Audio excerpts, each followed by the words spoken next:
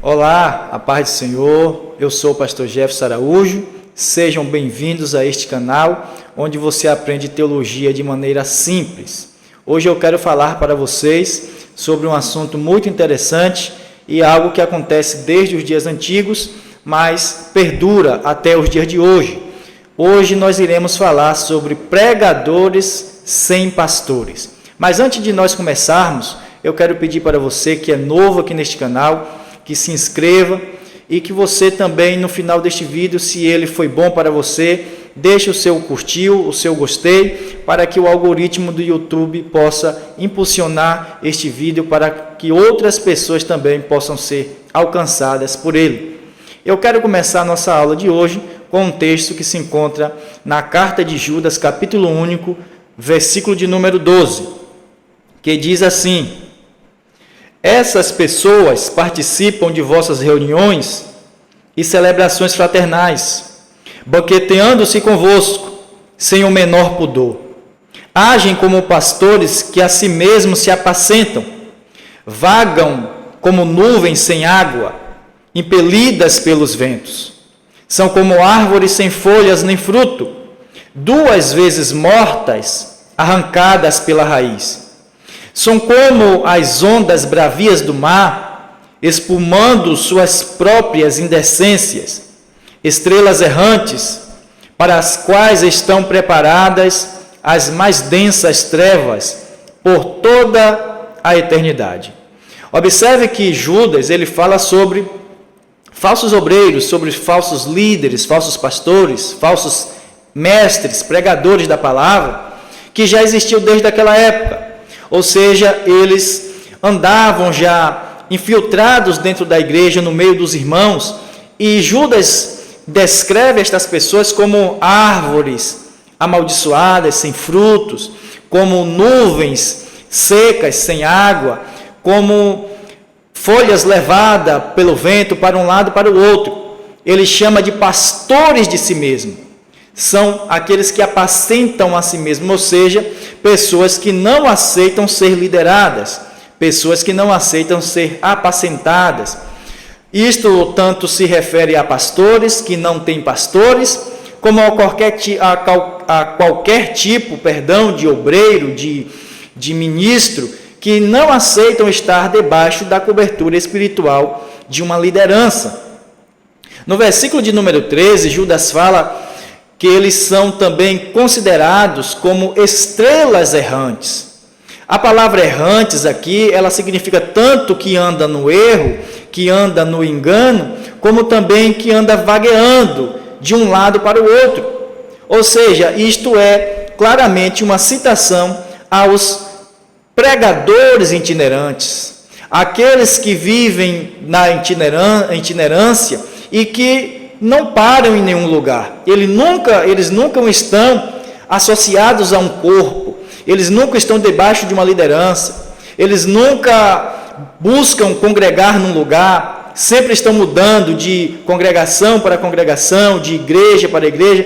Nunca eles se estabelecem no ministério para cearem, para dizimarem, ofertarem, para sentarem-se, para aprender, para ouvir a voz de um pastor, para ouvir a liderança de alguém, para se submeter à autoridade da liderança estabelecida por Deus naquele lugar.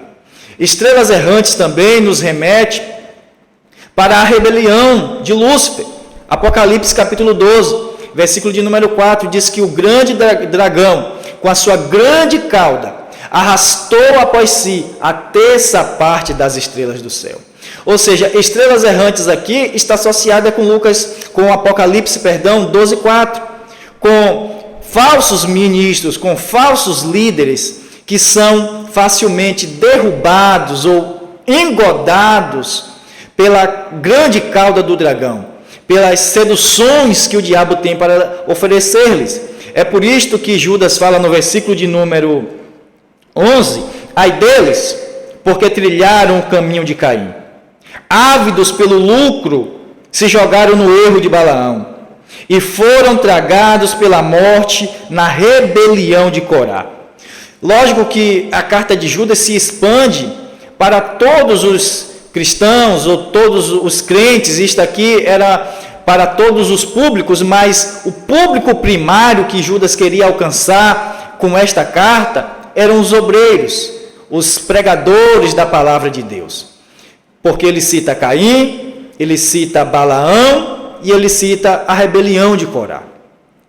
Então, essas estrelas errantes, que nunca ficam em nenhum lugar, que não aceitam ser lideradas, elas estão caídas, atraídas, engodadas pela grande cauda do dragão, que fala do seu poder de convencimento, o seu poder de tentar e de arrastar pessoas após si.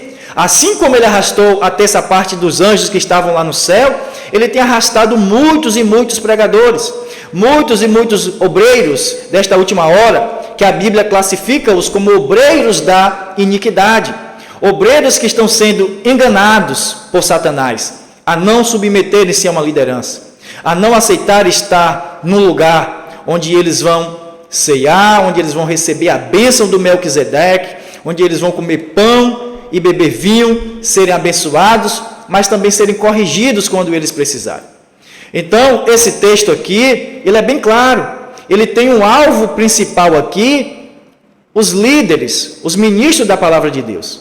Quantos pastores nos nossos dias, às vezes eles saem do ministério onde eles estão, dizendo que não concordam com aquilo que está sendo feito, e vão abrir os seus próprios ministérios, dizendo ter uma direção divina, que Deus está direcionando-os para fazer aquela grande obra, mas na verdade eles estão fazendo isto movidos pelos seus orgulhos, movidos pelos seus próprios egos, porque eles não aceitam estar debaixo de uma liderança. Embora a pessoa seja líder de um ministério independente, ele precisa entender que ele precisa buscar um mentor espiritual, alguém que vá aconselhá-lo, que ajude-o no momento de dificuldades, que possa ser um Melquisedeque, como era o caso de Abraão. Abraão, o nosso pai na fé, aquele que tinha uma grande intimidade com Deus. Deus falava com Abraão, Deus falou lá em Gênesis capítulo 18, porventura ocultarei eu a Abraão aquilo que eu hei de fazer? Deus chamou Abraão para ser pai de multidões, e na descendência de Abraão, todas as famílias da terra abençoadas. Mas Abraão, embora fosse o escolhido por Deus para se tornar o pai de multidões, o exemplo de fé para ser seguido, o pai da fé daqueles outros que crescem em Deus por intermédio de Cristo, que viria da descendência de Abraão, ele tinha um líder espiritual. Ele tinha alguém que ele dava os seus dízimos, alguém que lhe dava o pão para comer, o vinho para beber e abençoava-lhe. E, logicamente, que aquele que abençoa é maior do que aquele que está sendo abençoado. O abençoador é maior do que o abençoado. Isso está escrito em Hebreus capítulo 7, acompanhem na sua Bíblia comigo, Hebreus capítulo 7, quando o escritor aos Hebreus falou sobre Melquisedeque e a relação dele com Abraão. Porque este Melquisedeque, que era rei de Salém e sacerdote do Deus Altíssimo, e saiu ao encontro de Abraão, quando ele regressava da matança dos reis, e o abençoou. A quem também Abraão deu o dízimo de tudo, e primeiro é, por interpretação, rei de justiça, e depois também rei de Salém, que é rei de paz. Sem pai, sem mãe, sem genealogia, não tendo princípio de dias nem de fim de vida, mas sendo feito semelhante ao Filho de Deus, permanece sacerdote para sempre. Considerai, pois, quão grande era este homem, a quem até o patriarca Abraão deu os dízimos dos despojos. No versículo de número 7, ora, sem contradição alguma, o menor é abençoado pelo maior. Então, observe que o escritor aos Hebreus, ele deixa claro que aquele que estava dando dízimo e recebendo a bênção era menor do que aquele que estava abençoando e que estava recebendo os dízimos. Ou seja, nem mesmo Abraão, escapou de ter uma liderança sobre ele. Quão grande era este homem, Melquisedeque, rei de Salém, sacerdote do Deus Altíssimo, quando Abraão regressava da matança dos reis, de uma grande peleja, de uma grande batalha, ele teve que dar os dízimos dos despojos para Melquisedeque, que também saiu ao encontro dele com pão e vinho, um tipo da ceia. E após ele dar a ceia a Abraão, receber os seus dízimos, ele abençoou Abraão.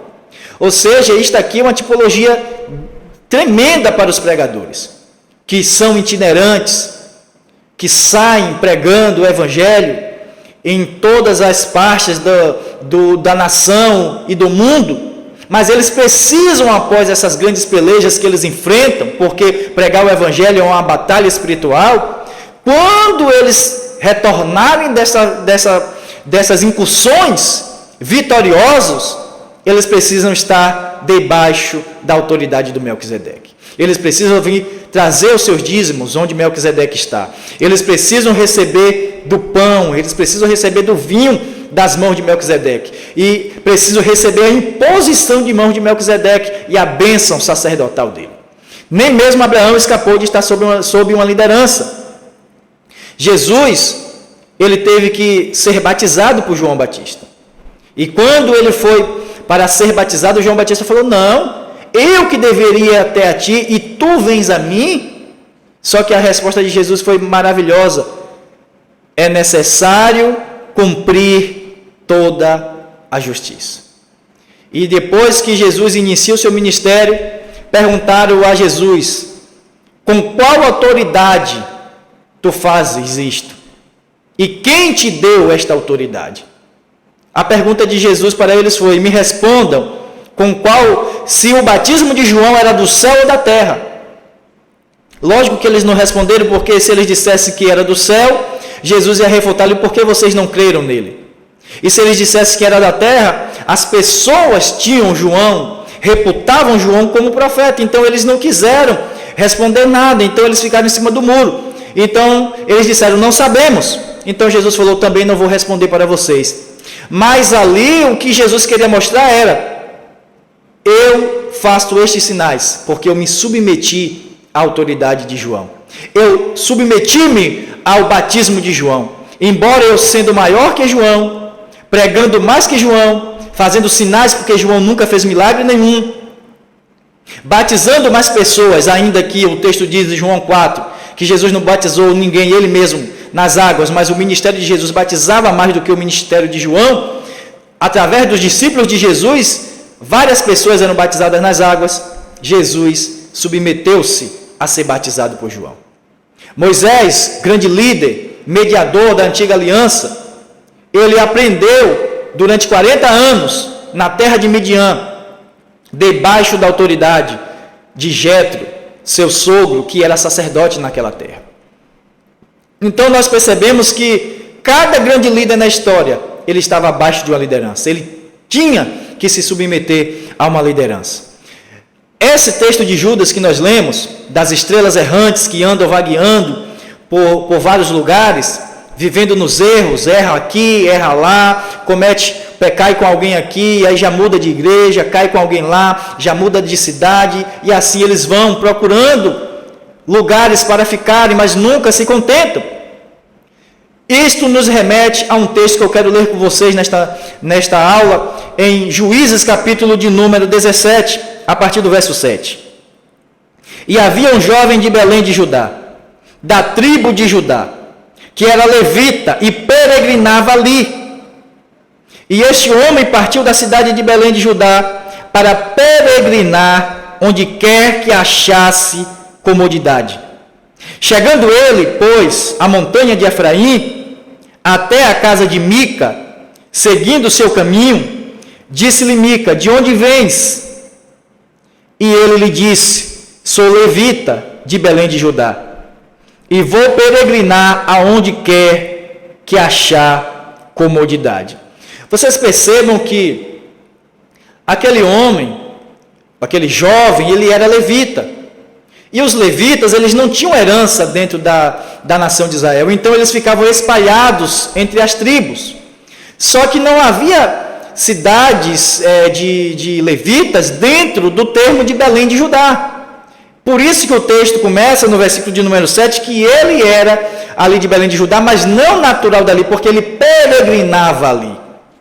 Ou seja, ele saiu da cidade de onde ele habitava, ele não achou comodidade lá, ele não achou conforto naquele lugar, então ele foi para Belém de Judá. E nem em Belém de Judá, Belém significa casa do pão, Judá significa louvor, nem no lugar do louvor e do pão, ele deu-se por satisfeito. Então ele resolveu peregrinar onde ele achasse comodidade. Observe que a prioridade daquele jovem levita, que é um tipo dos pregadores da nossa atualidade, não era exercer um ministério de qualidade, não era fazer a vontade de Deus. A prioridade daquele jovem pregador, entre aspas, era conforto. Onde eu achar conforto, onde for melhor para mim. Qualquer lugar que lhe confrontasse, que lhe convidasse a sair da sua zona de conforto, a viver na obediência, a viver o propósito divino, para ele não era cômodo. Então ele vivia peregrinando de lugar em lugar. É tanto que no verso de número 9, quando ele chega onde estava Mica, ele chegou na montanha de Efraim, na casa de Mica. Mica pergunta para ele: de onde vens? E esta pergunta que Mica faz é a mesma pergunta que Deus faz para Satanás no livro de Jó: de onde vens? E a resposta de Satanás é: de passear e rodear a terra. Qual foi a resposta deste jovem?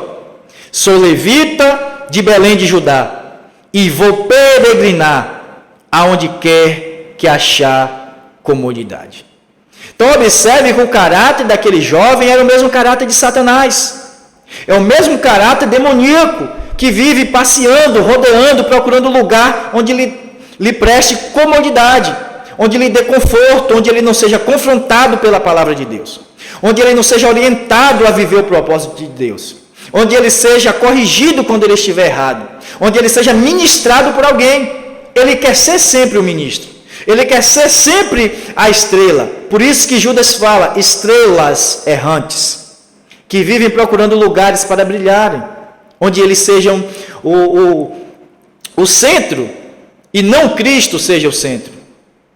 Hoje eu estava ouvindo um testemunho de uma missionária que, em um lugar onde o evangelho é proibido, onde as pessoas são torturadas para negar o nome de Cristo, ela visitou um homem de 93 anos, que passou desses 93 anos, 26 anos preso, e dia após dia ele era torturado e convidado a negar a Jesus, e ele nunca negou o nome de Jesus.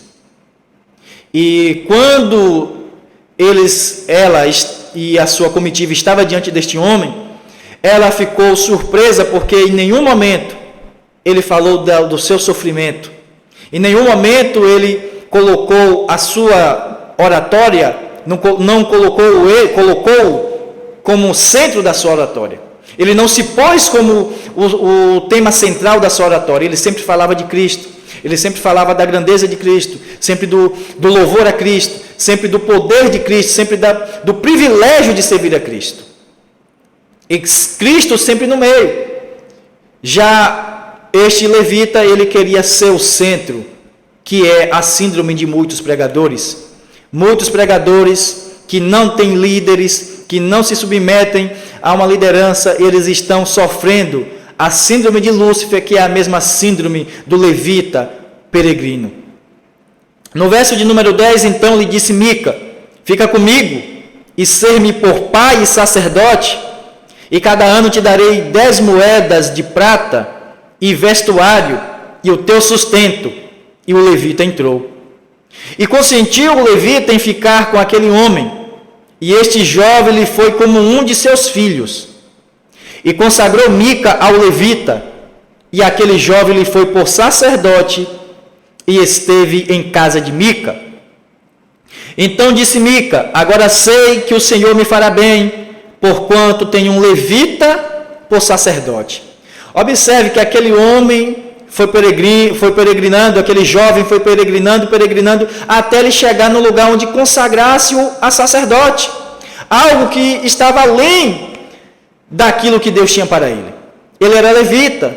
Levita fazia parte dos auxiliares dos sacerdotes. Mas ele queria algo além daquilo que Deus tinha para ele. Ele queria mais daquilo que o projeto de Deus estava estabelecido para a sua vida. Então ele foi procurando comodidade, procurando até achar um lugar onde ele fosse consagrado àquilo que Deus nunca chamou para isto. Quantos pregadores, quantas pessoas vivem buscando, mudando, migrando de uma igreja para outra, buscando reconhecimento, buscando serem consagrados. E sabe o que é que vai acontecer? Quando eles receberem a consagração que eles querem, eles não ficarão neste lugar. Eles migrarão para outro lugar, ou eles migrarão para o próprio ministério que eles irão abrir. Então nós temos que tomar muito cuidado. Líderes, tomem cuidado com os peregrinos que andam por aí, com os falsos obreiros que andam peregrinando, buscando comodidade, querendo apenas serem consagrados, mas não querendo ser enviados para fazer a obra de Deus. Não querendo ser liderados, querendo ser líderes, mas não ser liderados. No capítulo 18, versículo de número 19, ele foi convidado por homens que invadiram aquele lugar a ir com eles para ser sacerdote de uma multidão de pessoas. Ou seja, eles nunca se satisfarão com o que têm. Observe que Mica colocou aquele jovem como um dos seus filhos. Ele cuidava daquele jovem como se fosse um dos seus filhos. Ele era amado por aquele homem. Aquele jovem tinha de Mica um salário, tinha vestes, tinha tudo o que ele precisava para ter uma vida cômoda como ele queria. Mas só foi ele receber uma outra oportunidade, uma outra oferta maior, que logo ele traiu a confiança de Mica. Logo ele resolveu ir com aqueles homens que ofereceram para ele um ministério maior, uma igreja maior, uma visibilidade ministerial maior, e ele seguiu. Capítulo 18, versículo de número 19. E eles lhe disseram: cala-te e põe a mão na boca e vem conosco, e sê-nos por pai e sacerdote, aquilo que ele já era para Mica. E é-te melhor que sejas sacerdote da casa de um só homem, do que ser sacerdote de uma tribo e de uma geração em Israel. Ou seja, você só é sacerdote da casa de Mica, mas se você vier conosco, você será sacerdote de uma tribo e de uma geração em Israel. Ou seja, um ministério maior. Versículo de número 20. Então alegrou-se o coração do sacerdote, e tomou o éfode, e os terafins, e a imagem de escultura, e entrou no meio do povo. Ou seja, só foi aparecer uma proposta melhor, algo maior, mais interessante, que a casa de Mica já não era mais cômoda para ele. Então, hoje, o Evangelho está sem trazer tantas vidas para Cristo. Hoje a igreja não ganha tantas vidas para Cristo, primeiro, porque tem líderes que aceitam esses peregrinos, que passam por igrejas e igrejas. Então, quando essas pessoas vêm, mas é pregador, é famoso, vai atrair multidões aqui para os meus cultos vão ficar mais atraentes, ele vai pregar em vários lugares, ele recebe muitos cachês, então o dízimo dele vai ser alto, ele tem uma família grande, então eu vou recebê-lo aqui com o coração alegre, quando na verdade, na primeira oportunidade que o levita tiver, ele vai abandonar a congregação de Mica por uma maior. E você pode observar vários desses pregadores da nossa atualidade.